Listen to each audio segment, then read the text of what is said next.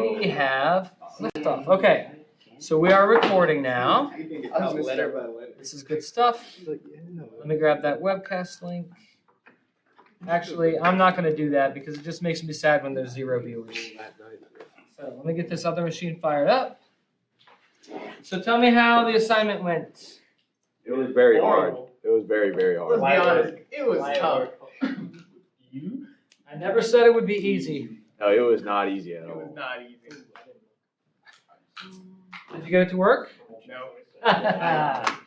Okay, so maybe we start off today by taking a look at those repeats and what we might be able to do to fix them, okay?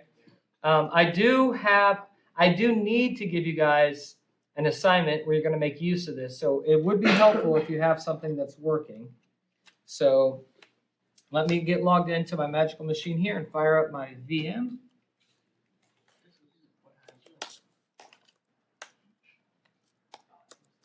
And then let's see if we can't crowdsource a solution.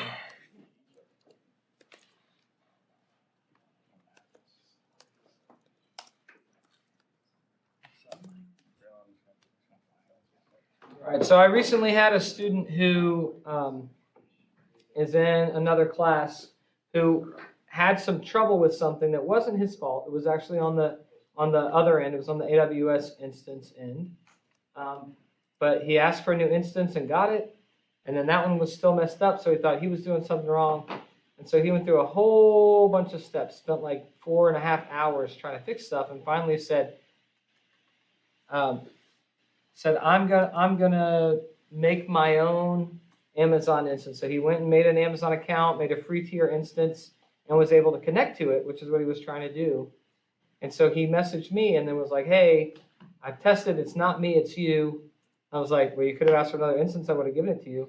He was very grateful that it made him, he said that he learned more Linux in that 4.5 hours than he'd learned in any other class before.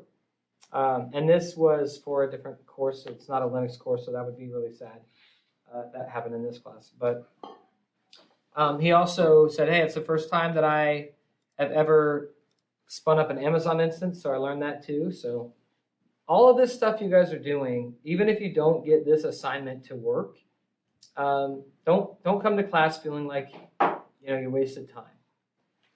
Everything counts. Every minute that you spend doing stuff counts and helps. Because if it's not reaching the solution, it's either helping you find that there's not a solution or helping you learn how to get to the solution better and faster. So many times when people are struggling, I like to get on a video call with them because what I don't want to do is take away your choice of how you implement something. There are certain professors who want you to do something a very certain way because they know that way works. And what I try to do is if you've got an idea for something that might work, I want to help you troubleshoot your idea. So I've met with several people on this project and help them see the process that I go through to try to figure out what's going on. So what I'd like to do is let's have somebody who is working on this but doesn't quite have the solution come up and hook up your machine, and we'll send it out to everybody and we'll see if we can't get it working together, right? So is there a brave soul that has like a partial assignment completion or a partial task completion for this that would like to, well, maybe you may not like to, but that would be willing to come up here, connect their computer, and let everybody kind of help crowdsource the answer?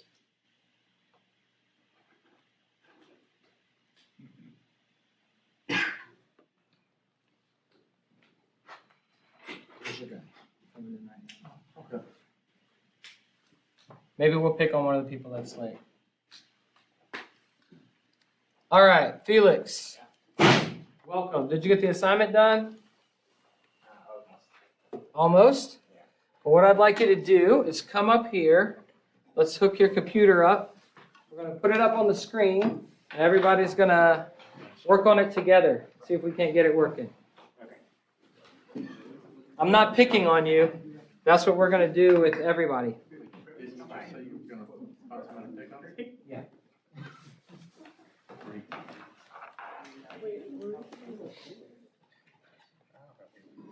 It's not personal. Maybe that's what I should have said. All right, so come on up here. I'm going to send the HDMI signal out to destinations. Let's grab this and get it connected. All right. You're going to need a chair. Thanks for showing up. Let's see. All right. Make her go up and We're going to corrupt you. How'd that go? I got the knife. All right. So if you're here and you know one answer, you're expected to speak up. That's the only expectation that I have. Right? So we have. You don't have an HDMI port on your machine? You should have come to me. I could have helped you pick a machine. I have one over in my office. Does anybody else have one? A USB-C dongle? Oh, I didn't. Not on C to HDMI? Yes. There you go. A hero emerges. You still have one. See. Oh, wait, I does know he what need it- an 8? That's not Ethernet if anyone needs one.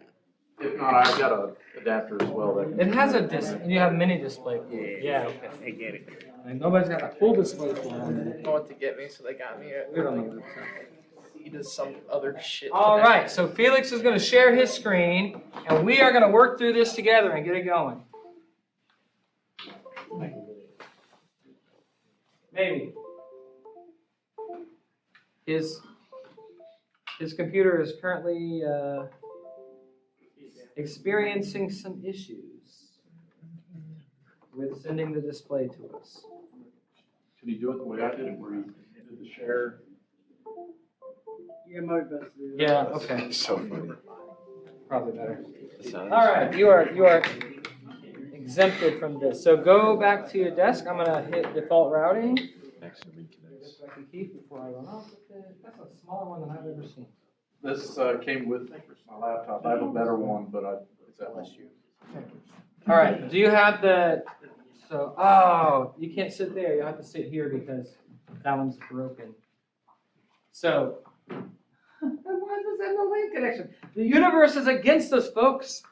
All right. Let's send pod 6s to pod 8 and see if it's got an IP.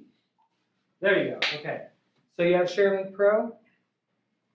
Just try to go to that IP address, 10.4.128.71. All right. While he's getting that started, tell me what the difficult. First of all, start from the beginning. What was the assignment? You guys should know because I gave you extra days to work on it. So basically, like, we're looking for the DHC. We're looking in the syslog, mainly the syslog.3.1, and then we're looking at the DHCP request and then looking at the repeated ones. And basically, we want to make it so that the bash script basically pulls the repeated ones from like a pool of all of the DHCP requests, and then pulls the repeated ones and puts them in or outputs them to a different file or whatever folder, and then it lists how many times they've been repeated.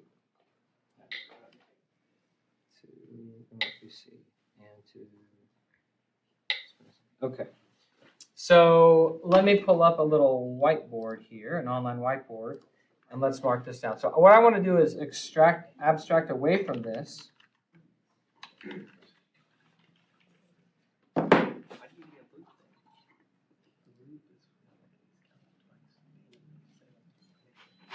Let's see if I can do this. Okay, so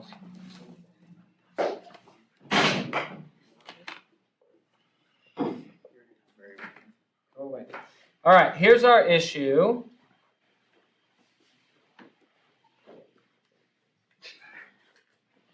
Wow, this thing makes me look like a third grader writing. That's great. I think my third grader could probably write better. All right, Linux logs. It looks pretty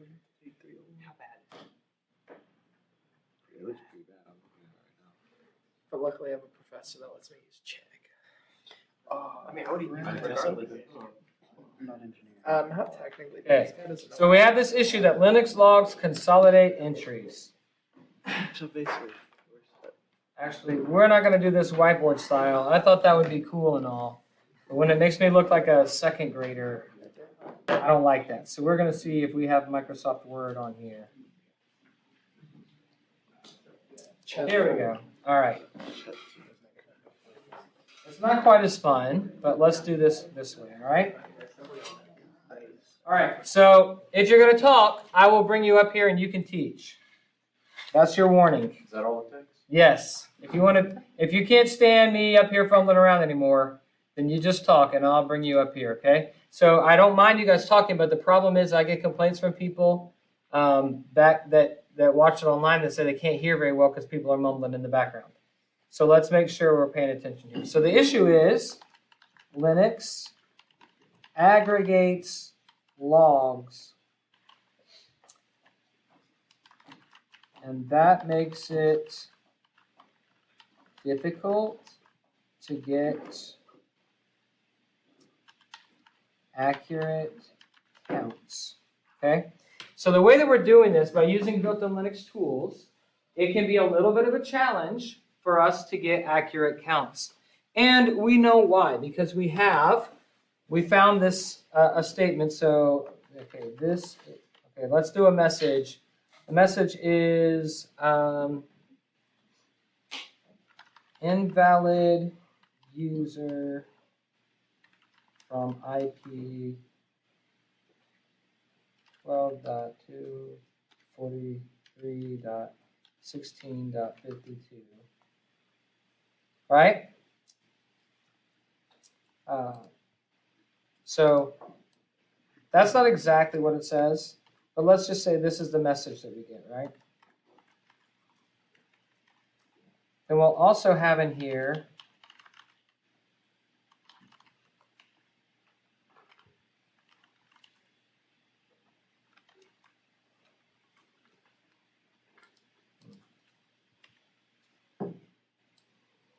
so the problem is that we get these other things in here that say, hey, this message was repeated 5 times. So I'm going to change this up here so it makes more sense because that would have needed to be repeated.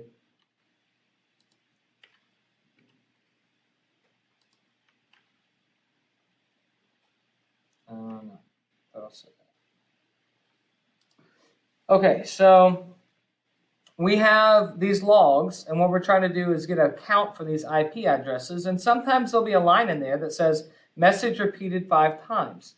And we discussed that although saying it was repeated 5 times instead of having those 5 lines written out doesn't seem like it's going to save that much space, when you have tens of thousands of machines on a network and you're storing logs from all of them, it can add up. Every little penny counts.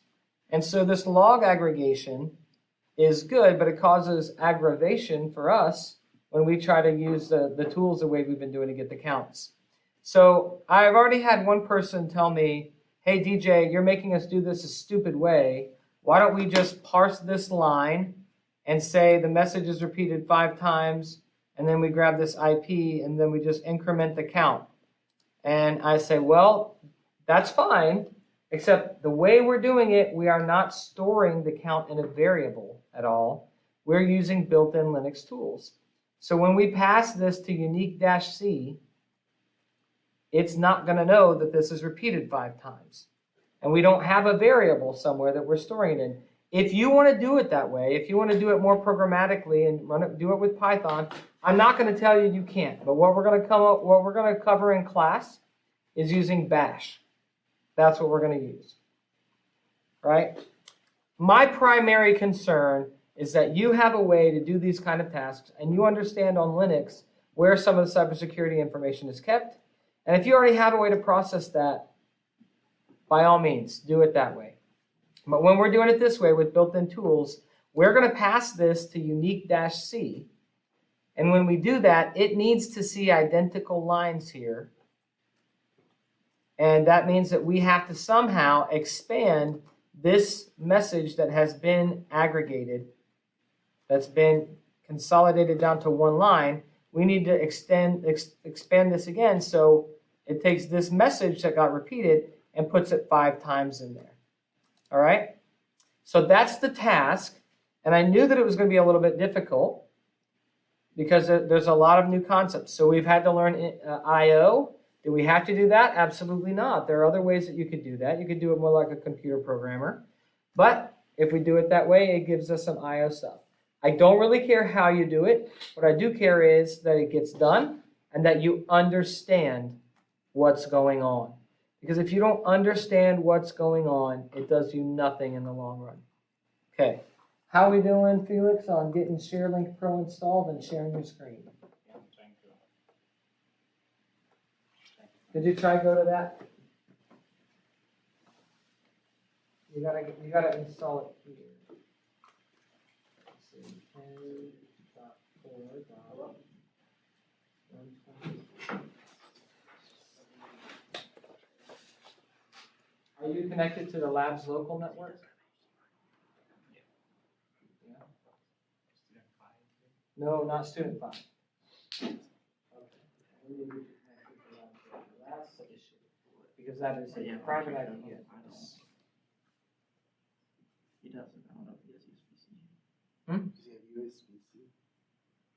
It was like freaking out trying to send it that way. We can try. Yeah, it might just be another. Yeah, I mean that could work. We can try that adapter. Bring it on. I think I have another adapter in here too. We can try all the adapters.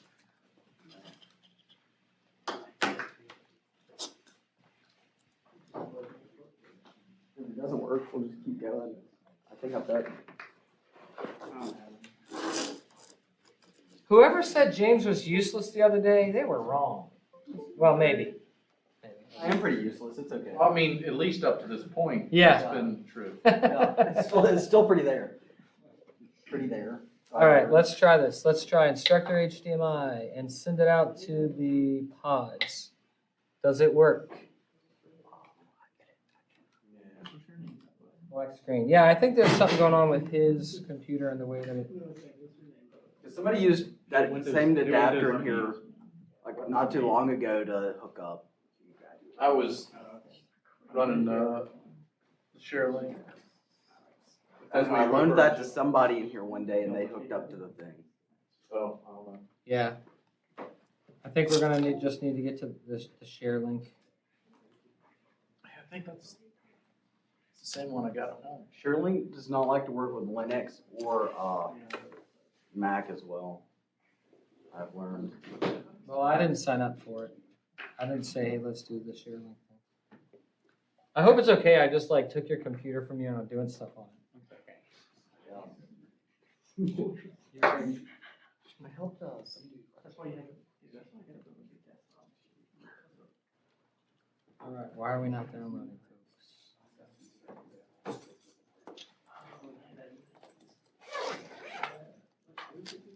Do you have some sort of security settings on here? Picture. No, he forgot to put dollar signs on the variables, so he wasn't reading them. Y'all forgot to. I showed you how to do it. I just didn't write it. It's about the areas, not when they're so. Usually they have like too many computers so you don't know what to do with it. And then you just keep them on your Just 5 minutes.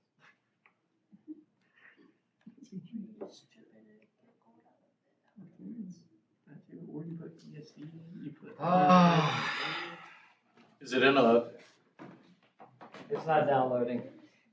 His computer is protecting him from being on display. Alrighty. You know what, folks? Let's just do this from scratch. Nobody's willing to offer up their code. I'll offer mine up again. I finished mine. All right. Nobody that's only in a half ready state is willing to offer up their code. So either they don't have anything, or they're too proud to let us see what they've got.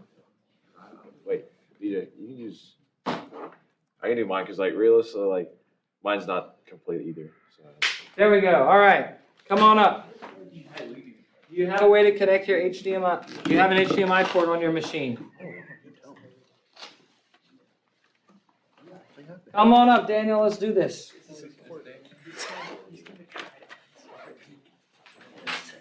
No, I don't know anything. What is the You assignment? trained it well. Did you just say you All right. So the good news is we're gonna finish your homework. I finished, but I deleted it a little bit. I still don't understand it. Okay. Let's do it. They both gave up. I completely. Let's take a look at what you got. So instructor HDMI to the pods. For 6 hours, but I was the only one doing it. Y'all were interviewed for 6 hours straight instead of doing this.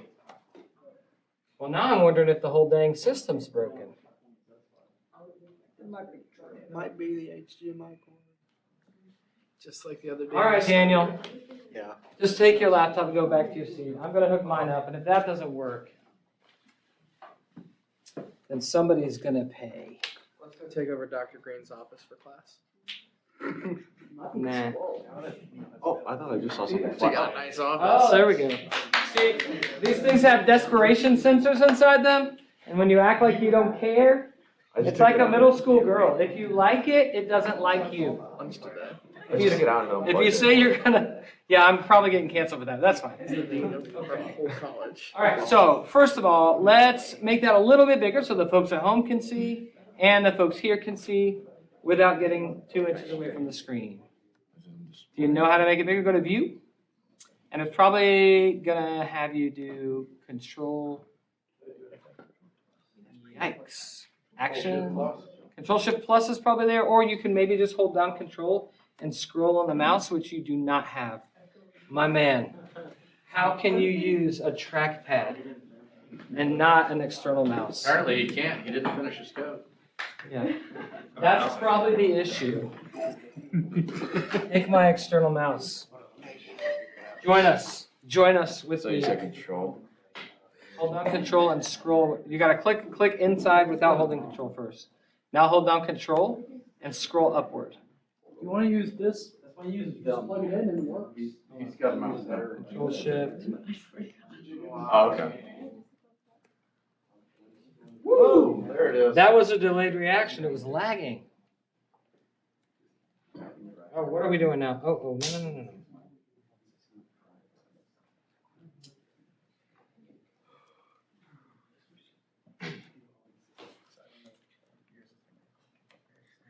Cancel that. I think I see his problem already. That's an issue. It's called TLM. Oh, yeah, it is. Okay. All right. So TLDR. yeah. Okay. Sorry. Let me just. Okay. So walk us through your code and tell us what it's doing, because you don't have any comments in there. Yeah. So basically, for this one, I just wanted to make like, so this is just gonna go through all the syslogs and it's gonna pull the DHCP requests for everything. So like, and it'll output it to the regular.txt. Let's make sure this is going to the people at home. Sorry about that. All right. So you said, repeat what you said. Basically, it's just gonna make a whole like a TXT document filled with all the DHCP requests from all the syslogs, Mm-hmm. and then it'll just store it in regular.txt, and then I just basically So is that going to work on all the syslogs? it should. It should. So let's just, for kicks and giggles, let's open up a new terminal window. So right click, or you can go to File and New Tab. Okay. So in that tab, here, let me do Control Shift. Okay. So now take us to the directory that you have the syslog files stored in. Where are your syslog files? It should be in here. Okay, now do an ls and oh, that's a Oh. lot of s's. I did not mean. That's you're speaking partial tongue now. Okay, they're in here. They're in this. Okay, so So you have syslog, syslog. Okay, so did you extract them from the zip files? Yeah. Ah, a little cheater. So they're That's already okay, because that's not what we're worried about right this second, right? Okay, so that might work. All right, so let's go ahead. You can close that tab. Let's go back and look where you were. All right, let's take a look at this. So that's gonna grep, use grep, and grep is our little friend that searches for stuff. What does that -in do? The dash I just makes it so like it doesn't really look for like it's case insensitive. So like if you type it in like capital or not, it'll be fine. Mhm. And the N just like it should list out a pretty sure it's a line number. Yeah, right, exactly. Okay, so you're saying, hey, don't worry about what I tell you to search for. Don't worry about if it's using uppercase or lowercase. Just match both of them. And put a line number in there, right? Yep. Okay. And then I want you to take everything that starts with syslog, or I want you to look for DHCP request in every file that starts with syslog, and I want you to write into a file called reg.txt. Okay.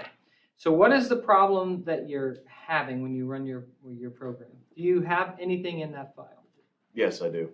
You do? Mhm. Okay. Let's open up a new tab and do the Control-Shift+ again. Also, you might want to take the time to install Terminator like we did last time. Or like I did last session. There you go. 5 or 6 times should be plenty. Okay, so show us that file. And you can leave this tab open, just switch to the other tab, that way we can keep looking in here. Let's less that file. Wait, let me see if it's made. Oh, yeah.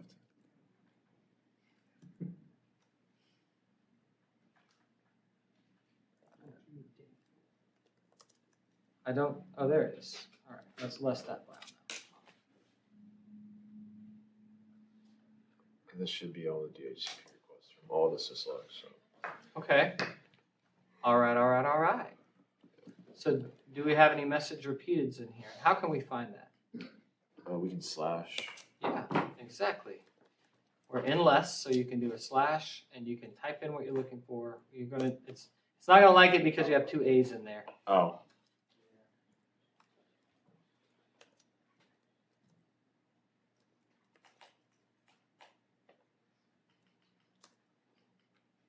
Did I spell it wrong?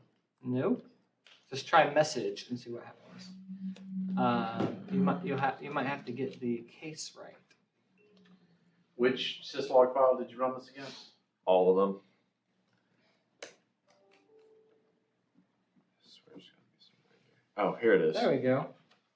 Okay, so there's the one instance. DJ, why would you have us do this when there's only one instance? Well, the next batch of files you're going to get is going to have plenty of repeated instances. So the reason I did this is because I'm a nice person and gave you a small data set to get some code working for, and then we're going to go to something that's a little bit more difficult to process. So what we expect at the end of what we do is we expect that this line is going to be gone that says message repeated, and in its place we're going to see that DHCP request of 172 blah blah blah on each 0 blah blah blah. Right? That's what we're going to expect to see. This one gone and 2 more lines. So let's figure out how many lines there are currently in this file, because if we do it right, we should see this line should go away and 2 should be put in. So that means we should see a net gain of 1 line in this file. So go ahead and hit Q to get out of less. How can we figure out how many lines are currently in the file reg.txt? Can we just do word count -L? We absolutely can. So WC space -L and then reg.txt. And somebody write this down and remember it for us. Word count lines. You can tab complete that, Mama Gemma. It's your friend. Okay, 428 lines. So if we do it right, we should end up with 429 lines in the final file, whatever we call it. Okay? So let's go back to your code. Just switch to the other tab.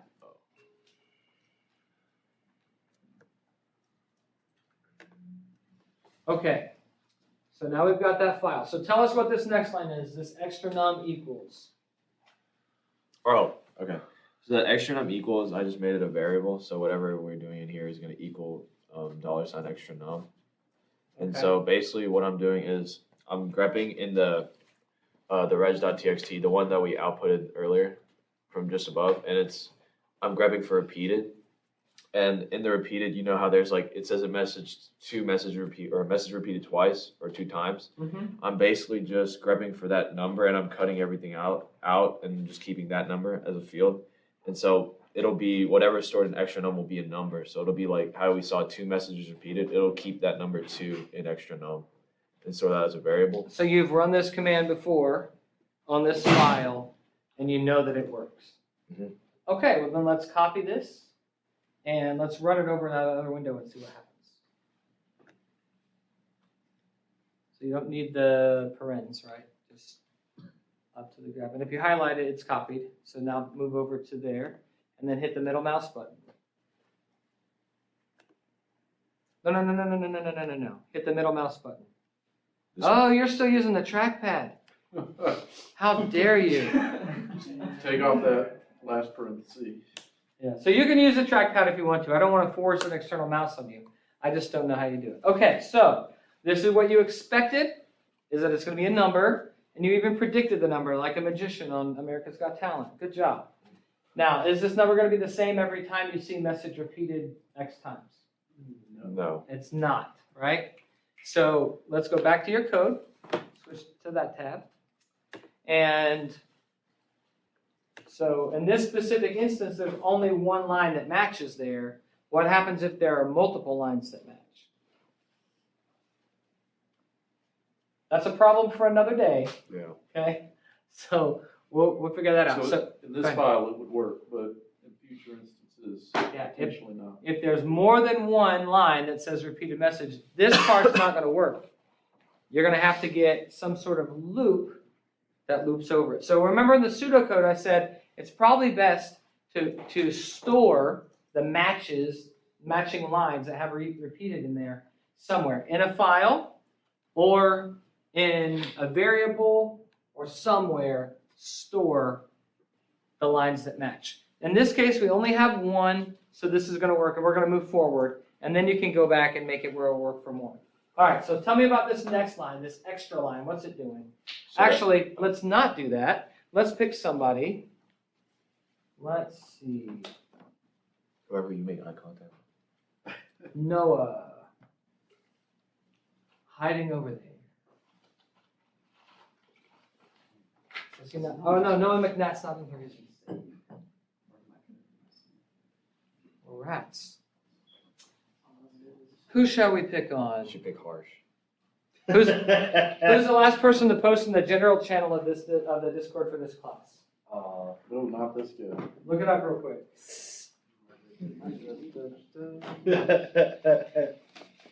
It is DJ Hovermale. Yeah. Oh, and then DJ gets to choose from anybody. All right. The general chat for this class? Yeah. Well, before you, it was John. Yeah, before you, it was me. Well, too bad. It was. I was make John I was the last go. one to post in here. That means I get to choose. No, I'm going to choose a random Discord handle. 480 Calibash. General. My mouse is over. John Taylor. Ah, Nice. Sorry, my friend. The universe is against you. John Taylor. What the heck is that last line doing there? That extra grep line. What's it doing? So it's looking for other repeated in the text file, and it cuts out the extra spaces, and then it cuts down to 2 specific columns of 13 and 17. Okay. So I probably wouldn't say it cuts out the extra spaces. I would say, oh, sorry, camera. I would say that it takes any 2 spaces that are next to each other and replaces that with 1 space, right? There's a subtle difference there. Saying cuts out extra spaces, that might be conceptually what it's doing, but we want to be specific about what's going on. So I have a sense that this is not going to be what we want. And it's storing it in something, in a variable called extra. So let's take this like we did before. So this is why we need code or comments in our code, because if Daniel is an intern and did this project for a little while, then moved on, John's going to come here. What's John going to say about Daniel with no comments in this code? John's a nice guy. He may not complain. But what's a normal person going to say? This code is trash. Yeah, this is garbage code. Can't tell what it's doing. There's no comments, right? So let's run this and see what happens. So is this what we want the lines that we replaced to say? No, It's not. we want this. We need to grab the whole message that's repeated. So let's go back and let's look at the data to see what fields we need to cut out of there.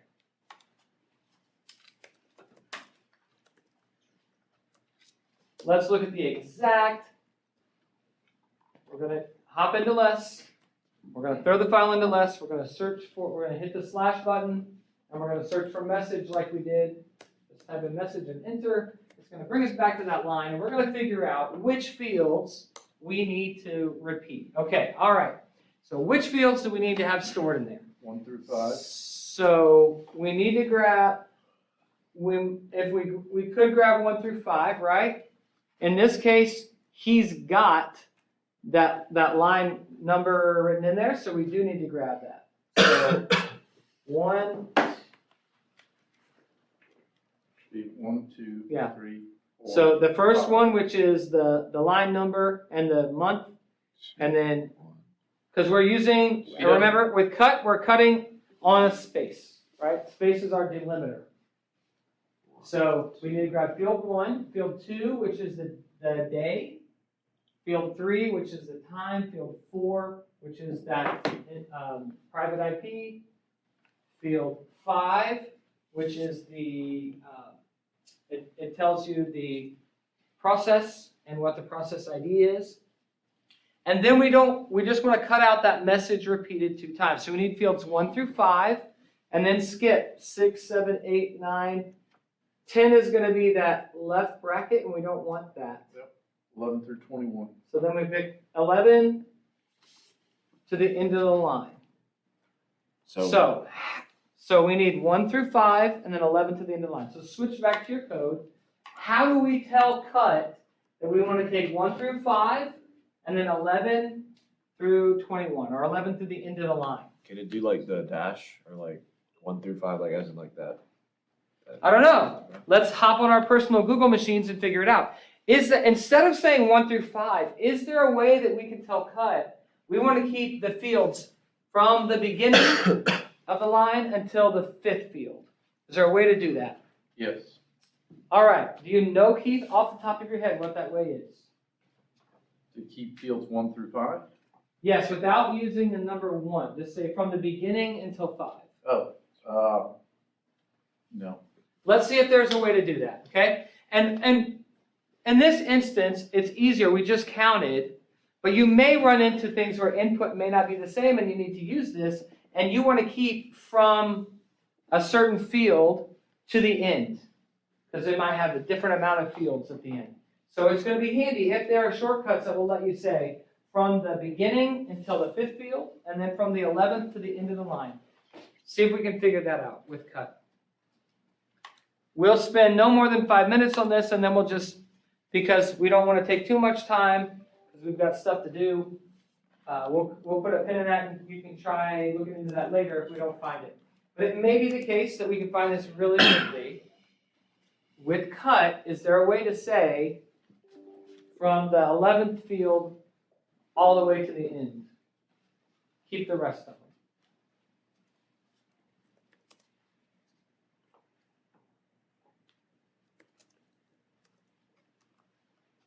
So to the end, I think it's just a dash. So where you want to start. Yeah. And then a dash, and then nothing after that. We'll Okay. grab Let's give that a From- whirl. Let's go from back that to your code to the end. and just say, so where do we need to start? Which field do we need to start? 1 through 5. Or So can you just do a dash to start the beginning?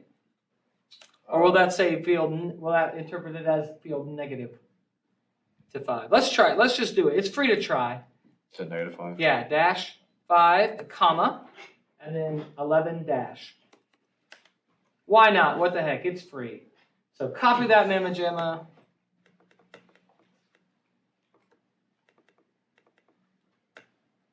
Oh, don't fight with the trackpad, brother. You could just go back to your other tab and modify. Yeah, you could go. You could do that too. Modify your last, so.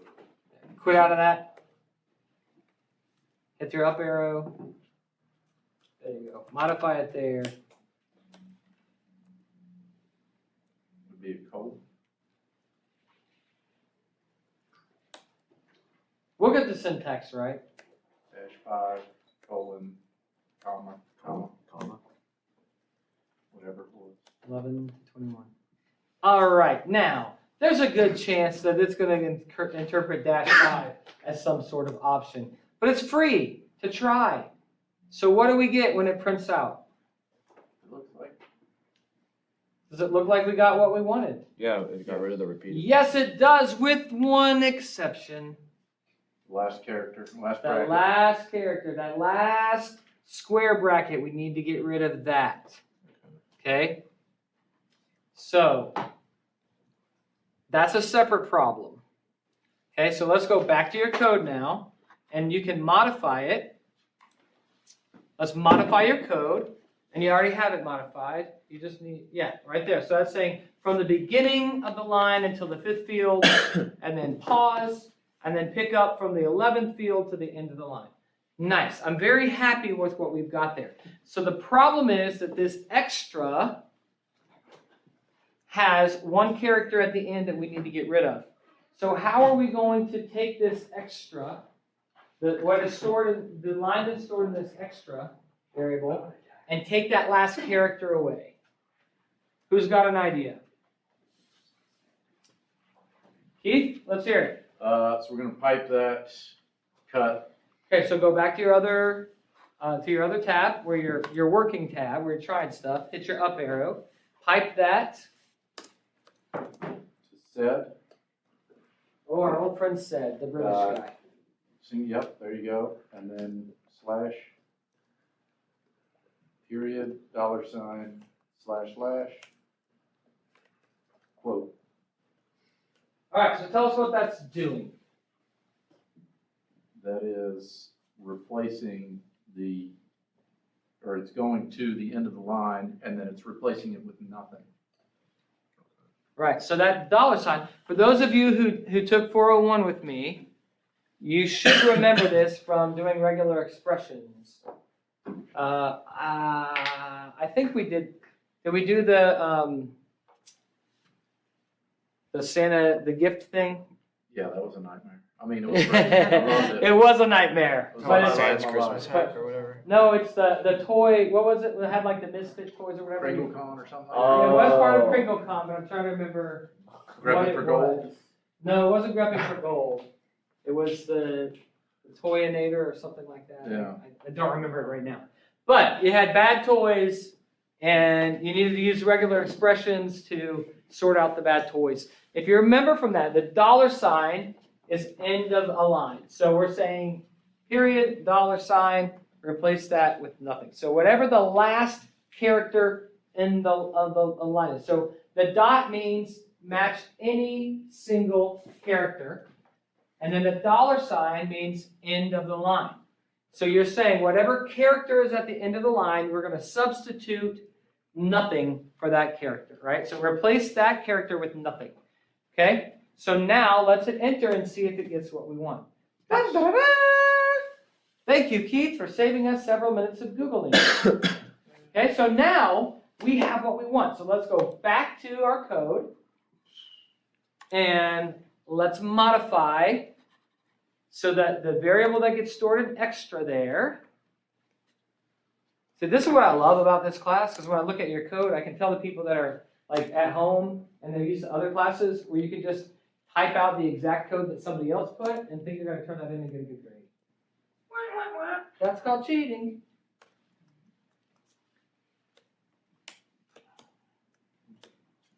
And the cool thing about Linux is there's a bunch of different ways to do the same thing.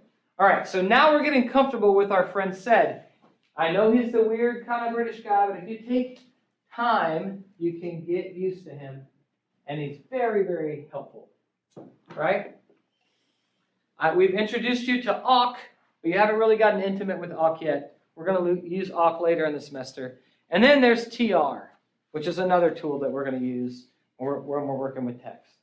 So if you want to get a preview of those, you can look up awk AWK and just TR and kind of see what those things do. They're very useful.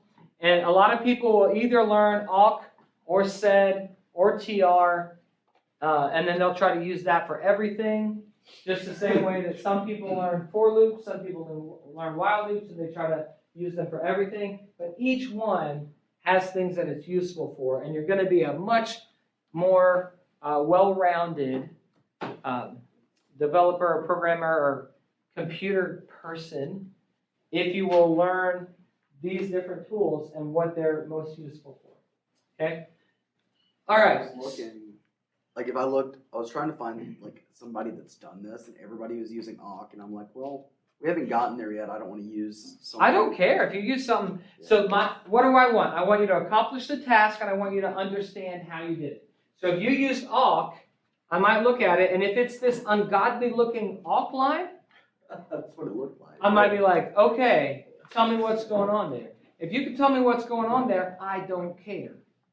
Really don't care. Right? If you made a custom Linux tool that you're going to use, that's fine. You're going to run into trouble when you're doing pen testing if you're trying to do that crap, because your custom Linux tool is not going to be on there, and you don't want to leave artifacts. But let's move on here. So now we've got extra num is storing the number of times that we need to print that repeated line. Extra is storing what needs to be repeated. And now we get to the hard part, which is the loop. And I helped someone this morning that's putting this bash style, this strange looking kind of for loop with the double parens. That's what makes it look weird. And it wouldn't run right using sh. You had to run a script with bash in order for it to work. So there's a different way that I probably would have done this. But again, I want you guys to be able to do this the way that you find. And I'm not going to prescribe to you, hey, do it this way because that's the way that I would do it. So it can be done this way. We checked this morning. We'll have to make just a little small modification to how you're running it, potentially. All right, so what is this for loop doing? Tell me. This is the part where I was confused on. Okay, I kind of looked it up, and it was this, and I didn't know what was going on, so I couldn't really progress. So here's a better question. When do we use for loops, and when do we use while loops? Now, if I asked this online, people would start shivving each other. They get very pedantic about it. The same thing with, should I use Emacs or should I use VI? Right? So, when should we use for loops? When should we use while loops? What do you guys think? Thoughts, opinions? Well, while loops should probably just only be used while it's for something like, if this changes, you don't want to use a while loop. So it's like, we're going to keep this going until something different pops up. For loops would be more of like, for this. So while seems to have a more variation, while true, for loops I would use for something that can't change at all. And you can have less variables. I like the for loops for What do you mean when you say can't change at all? Like, while loops, if I'm going to have multiple things, I use a while loop. But if I'm going to have one thing that I would just want to loop, I use a for loop. Right. Anybody else have a different take? I would, What do you say? based on what I think I understand from him, I'd swap it. So I'd use a while if we're looking to measure whether or not a statement is true to some degree. I'd use a for loop if I want to iterate through a series of something like we're doing here. So I don't know. It's so Yeah. it All is right, so so it's so I had- hard to differentiate because you could use both. You can, right? You can. It just becomes really difficult to do some things with a while loop. Yeah.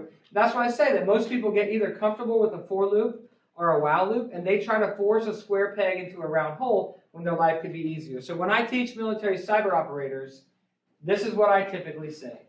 Use a for loop if you have something that is countable, and you're going to do it a certain number of times. So So I'll agree with Keith on that point that if you have something that has a countable number of items that you're going to iterate through, use a for loop. Python makes this really, really, really easy. For line in file, right? And it will go through each one of those lines and do it, right? If, let's say I'm playing a game and I need to display a certain screen when my health gets to 0. I don't know how long it's going to be before the health gets to 0, right? So a while loop, you're looking for some sort of change. You're looking for some sort of condition, and when that condition happens, then you're going to do a thing. That was my true, look for if something is true, so. Yeah, while exactly, is- right, exactly. is- So we're looking for a while loop. We're looking for some sort of condition, okay? So let's say you send a private investigator to follow your girlfriend. Yeah, you're a stalker. All right, you think she's cheating on you, right? So you make this thing like, while my girlfriend is alone, while the girlfriend's alone, you don't want pictures. So you would say, while she's alone, don't take pictures, right? Or here's a better, let's say this. So you know your girlfriend is going to lunch with a coworker, and so you say, while my girlfriend is still with this coworker, take pictures. But the second the coworker leaves and she's not with the coworker anymore, the while condition is not going to be true, and they'll stop taking pictures. Got it? Okay? Now, if you know that your girlfriend is going speed dating, probably a sign there's something wrong with the relationship, then you might have something like, for each person that my girlfriend sits at a table with, take a picture. Right? So every time she sits down at a table with a person, you're going to take a picture. Versus, while she's with this person, take pictures. And then stop. That made up. Go ahead, sorry. I was gonna say, you could still iterate through a while loop though, because you can give a variable while, in this case, while extra num is less than, but you'd have to predefine what that is gonna be. But Sure. yeah, that's where it gets confusing. Yes. Where you can, So usually when I see people use while loops, when they should use for loops, instead of saying for line in file, they'll count the number of lines that are in the file, and then they'll have some sort of index that they increment until it reaches that amount. Yeah. And that's a lot of extra work that doesn't need to be done. You just use a for loop, for the love of all things holy, right? But people get comfortable with for or while. And the same thing with tools. Don't get comfortable with the same tools when there are other tools out there to explore, right?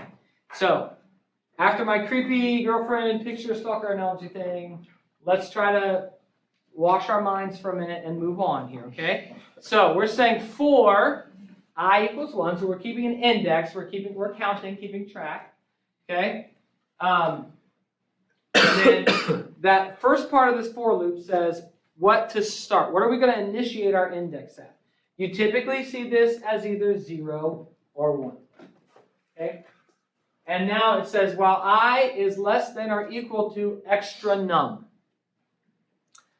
So that is the condition that you're going to check before you go through the loop. So this is a for that has conditions. Kind of weird. But they're just telling it, the loop, how many times to go through. Okay? So another way you could do this, if you were saying while there are still lines in the file, do this thing. That's another way that you could do this. And it may be a little bit better. But we have this. So while the index is less than or equal to the value of extra num, which is what right now?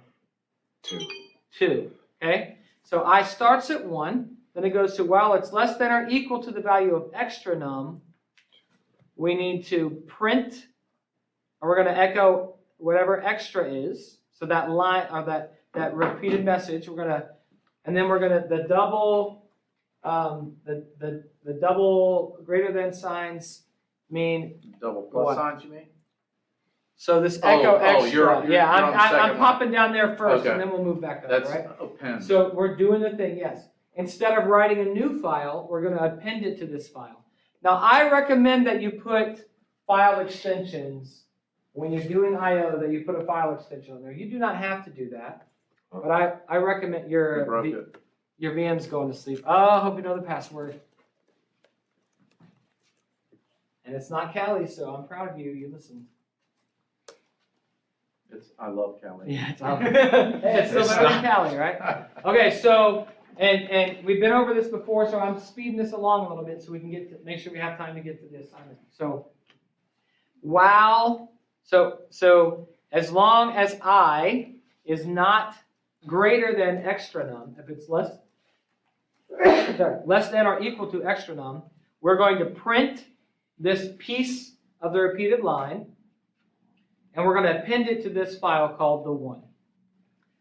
And then we pop back up there. I++ tells us what to do once we've done the thing. So that I++ means incremented.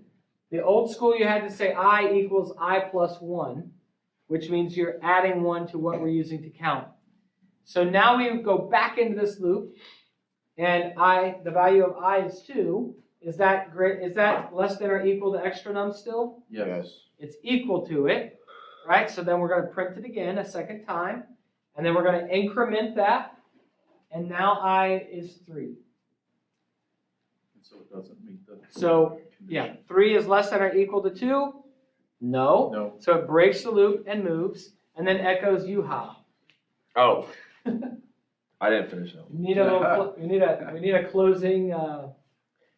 Or it was supposed to be like, because I deleted some of it, like before I came over here. Oh, Man, why are you yelling at me? it was yelling. It probably said, DJ, you haven't ruined my life. You haven't No. ruined my life, DJ. That's probably what it said. No, it was like you have. Oh, I forget what it said. You completed the loop. All right, so put it in there. Anything you have done. There we go. That's great. That's great. That's British English. You have done. All right, there we go. All right, so let's save this Mamma Jamma. Now, I only see a small problem here. Let's try to run the script. Go for it. There is now a file containing non-repeated IPs. Well, you have done.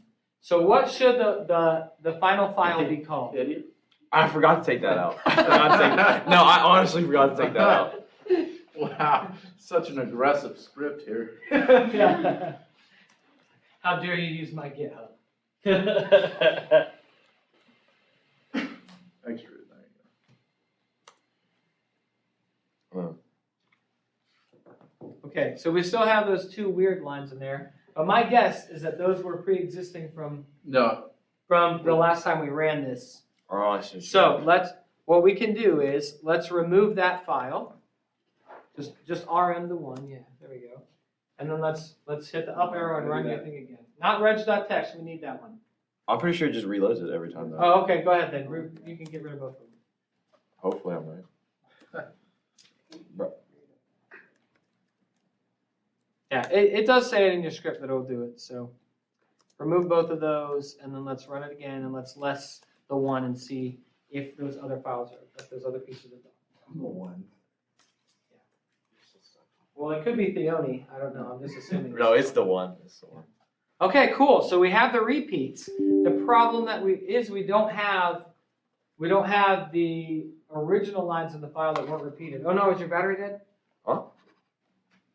Oh. Hello, universe. We forgot you were there. No, it only lasts for like 30 minutes. I don't know why. That's a gaming PC, bro. It's so you'll buy a new laptop. It's a conspiracy. No, that's capitalism. Yeah. That makes it worse. All right. Well, let's hope that all is not lost. It happened to me like 5 times while I was doing it. All right. By the way, while he's booting that up, is this helpful? Is this helpful, or are we just wasting your time? Okay. Luckily for you, we're not going to be meeting for a while, so I'm going to give you guys. I'm going to give you an assignment that will take some time. I'm not trying to be cruel, but I want to show you how we're going to apply this. Okay, eventually. So this is This is a series of labs that I have you do in 477. So if you had 477, you're in a fortunate position now where there is an overlap in homework between those two classes. That will be coming out of 477 as I continue to teach this course and push these Linux skills down earlier in your career. Theoretically, because this will be, Not us, we're already done. yeah, not for you guys. You're cycling back around. Oh, did it have to restart? Yep. Ooh, what is going to be, do you have a VM on there? Is that what we were running out of? Yep. And probably didn't save it well. Sad news. Oh. No way, right? No way. It's gotta save, right? It doesn't got to do anything. It's the universe. I don't know what I'm gonna do if it doesn't save. I know what you're going to do. You're gonna redo it. Luckily for you, we were recording everything. Yay! All right. I think it just put your machine to sleep. So instead of turning it off. Okay, perfect. Whew! Okay, all right. So anyway, those files should be saved on your VM. You're probably going to be okay.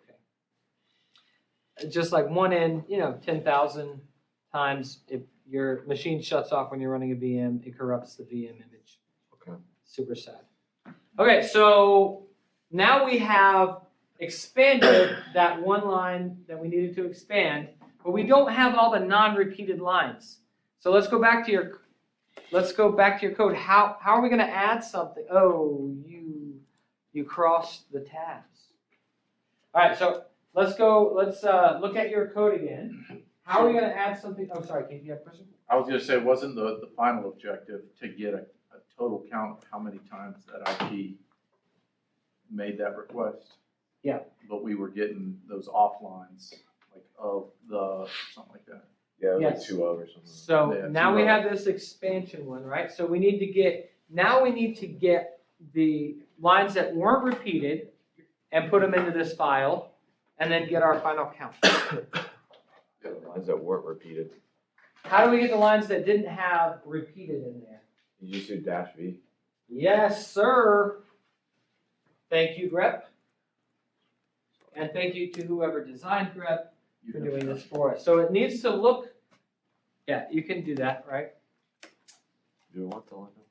I was going to say, let me take just 1 second to sharpen your axe a little bit. Hit the up arrow till you get to that line.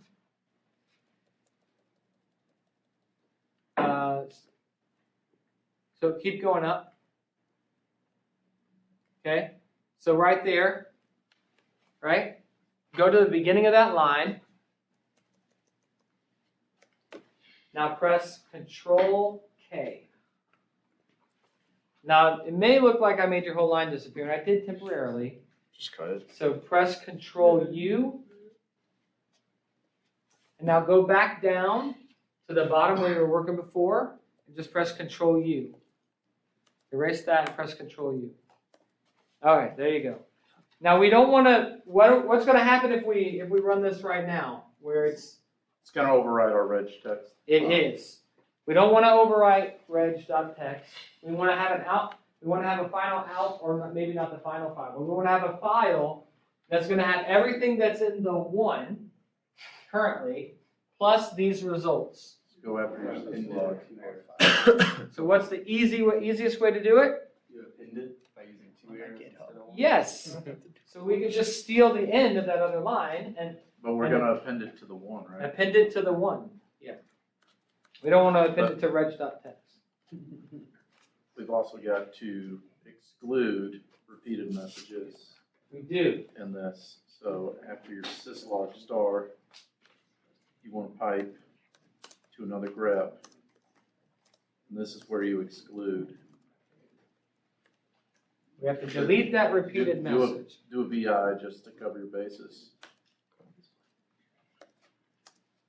Or a You're tag B space tag I. You probably don't need to do that.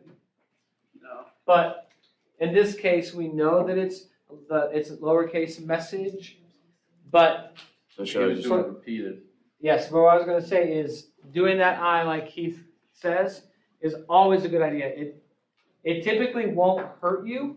Do a space The- tag I. The only time that it would hurt you is if you have the same word written with caps and without caps, and you only want to match some of them. But most of the time, throwing that -I in there and making it case insensitive is not going to hurt you. Like, why can't I just do like the I, like V, like why do I have to space it on this one? But like, It's the way Grep wants to handle the V command, I think. okay. So try this. Just just put VI and run it in your other tab. It's free, right? Okay. This is why I wasn't a doctor. Because if I was a doctor, I'm like, hey, I wonder if you could like just stick this thing right into the heart and does that work, right? If you're a doctor and you kill people, That would have been fine back in the 1600s. yeah, 1800s, yeah, it's like, hey, look, there's this thing that's connecting the two sides of the brain. What if we slice that? What happens? Yeah. 1800s, you get away with that. You write papers about it. You're a famous scientist. Today, Are you talking about just do like you're this? going to prison. What I'm saying is try it and see what happens.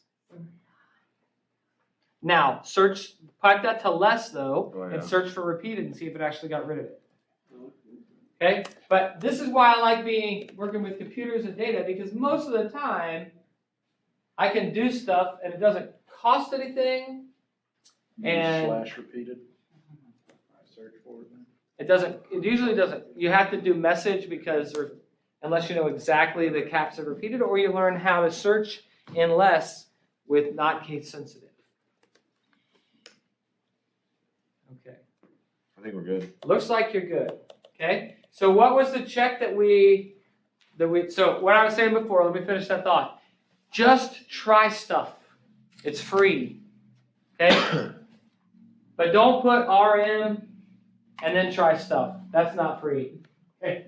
Make sure your crap is backed up. Yeah, RM-RF star. No. Wait, what does that do again? That will delete everything. Oh, okay. You don't want to do that. Give it a shot. That's not free. That will cost you time, right? So we've learned you can probably be okay if you put the V and the I together. Okay. Okay, it's not going to hurt you to separate those. It sometimes will hurt you with some programs to put it together. But you can put the VI together and you're fine. Now let's go back to that. We made something that we wanted to do to check to see if we were getting all the lines that we wanted. There was a number of lines that we were looking for. Does anybody have that written down? It was like 429 or something. Okay, so how are we going to check to see if that final, the one here, has that number of lines? Word count, gotcha. Hmm? Can we just do word count? Mm-hmm.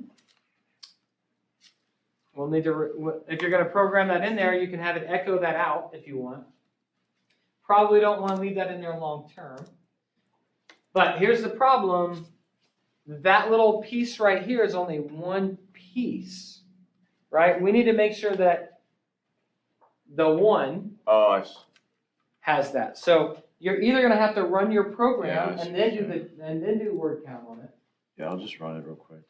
Remember to remove the one before you run it, because we're appending.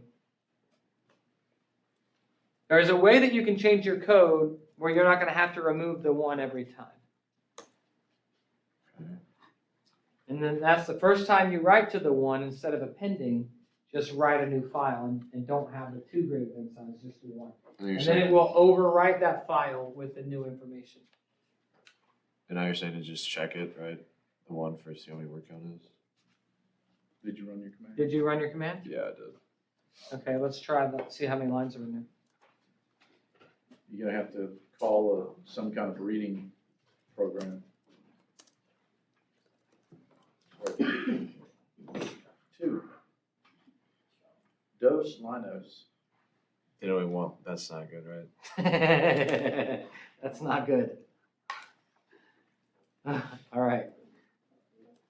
So let's look at your code. See what we got here.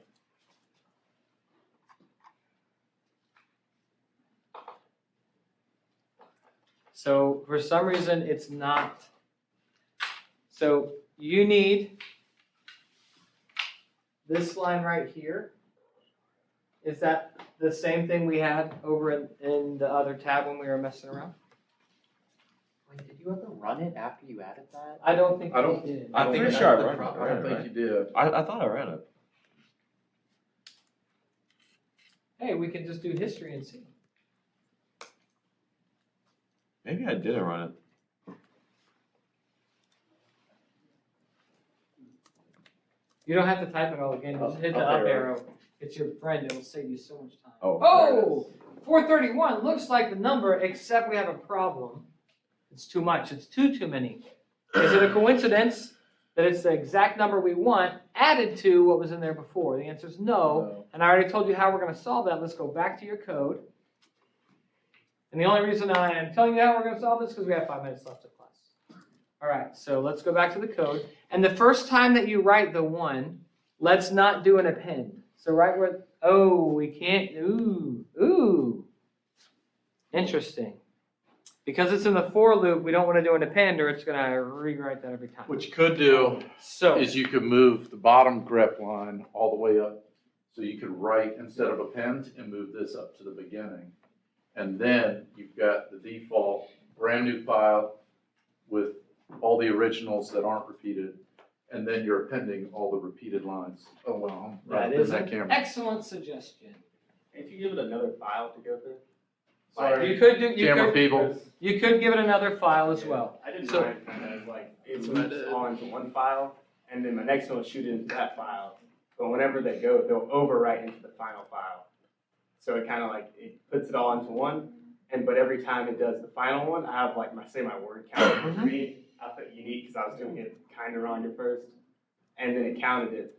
But whenever it counts, it's going to overwrite the final file, and then it's going to remove my in the middle file. So every time you rerun it, it'll refill up this file, move it over here while overwriting, and then delete this. So every time you run it, it just refills. Yeah, so that's cleanup stuff that you Yeah. would typically put in, and I had that in mind where my temp files Yeah, got that's how moved. it goes through and then it Yep. cleans out that stuff. But That's what I do. For this one, for his purposes, when you, instead of append to the one on this last line, if you just write at the very beginning, you're gonna start with a fresh file that has all of the non-repeated messages on that count, and then you're gonna loop through the repeated ones, adding them to the. So let's go to the beginning of that last grep line there and do Control K.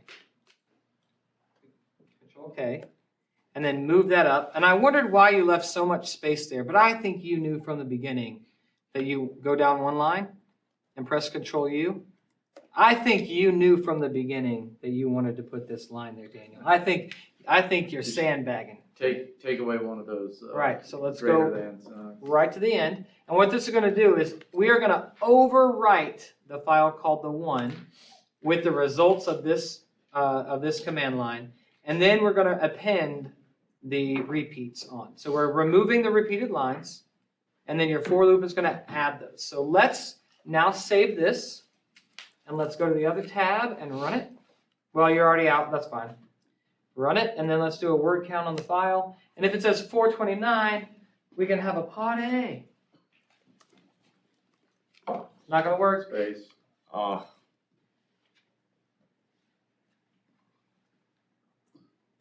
Over.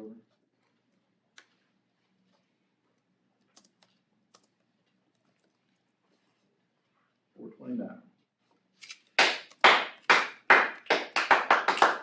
Well done. Many applause. Now, those people out there looking think we're actually doing work in here. I told you this would work. Just throw some command line up there and act like you're doing stuff. All right. Okay, so what did we accomplish today? We accomplished today the mini homework, last couple homework assignments into one. So what is DJ going to ask you to do? add on to it. Well, folks, no. Here's what's going to happen. I am going to ask you guys to do a kind of large project over the next few weeks, okay? I got a call from a company that has an SSH server up on Amazon Web Services. And they think, well, I've been told at least by one of their employees, that people are trying to brute force that SSH server and get into it. What do I mean when I say brute force? Like trying everything until it gets it right. Yes, just trying lots of combinations of usernames and passwords to see if they can get the right ones, right? And so what they would like, this client would like us to do, they're going to give us some SSH log files, and they want certain information from them. They want to know how many different usernames, invalid usernames, are people trying to log in with, and what are they? They want to know how many times, how many login attempts there are, how many different IPs are trying to log in as root. You don't have to write this down, it's already in the assignment. How many different IP addresses are trying to log in as, or how many attempts were there to log in as Ubuntu, which is another valid user on the server.